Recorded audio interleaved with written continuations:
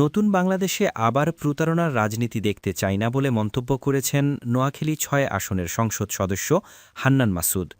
২৯ March ত্রয়োদশ জাতীয় সংসদের তৃতীয় বৈঠকে বক্তব্যকালে একথা বলেন তিনি। আমরা রক্ত ঝরিয়েছি বলেই আজ আপনারা প্রধানমন্ত্রী স্বরাষ্ট্রমন্ত্রী হতে পেরেছেন। সংসদের দ্বিতীয় অধিবেশনে বক্তব্য রাখতে গিয়ে তিনি আইনশৃঙ্খলা পরিস্থিতি এবং একাধিকবার তার উপর হামলার তীব্র নিন্দা জানান। জুলাই সনদ বাস্তবায়ন না হলে প্রয়োজনে হাসিনার মতোই আপনাদের অবস্থা করব।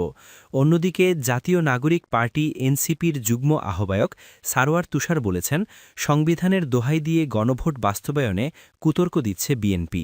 তারা রাষ্ট্রপতি শাহাবুদ্দিনকে এখনও বহাল রেখেছে যাতে পরবর্তী নির্বাচনের সময়ে তাদের নিযুক্ত রাষ্ট্রপতি ক্ষমতায় থাকেন।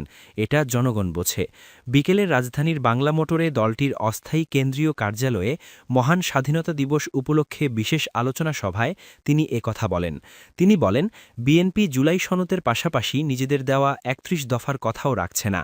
ক্ষমতায় বসে বিভিন্ন প্রতিষ্ঠানে প্রশাসক বসাচ্ছে বিএনপি।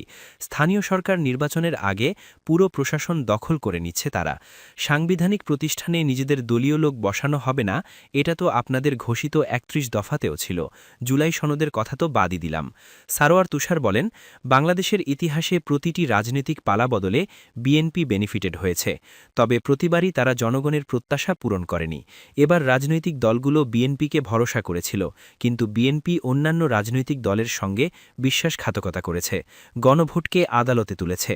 এনসিপির এই যুগ্ম আহ্বায়ক বলেন, ক্ষমতার পরিবর্তনের সঙ্গে সঙ্গে স্বাধীনতার ঘোষক পরিবর্তন হয়। কে আগে কে পরে স্বাধীনতার ঘোষণা দিয়েছেন এটা নিয়ে ইতিহাসকে সীমিত করা যায় না। এটা অগুরুত্বপূর্ণ তথ্য।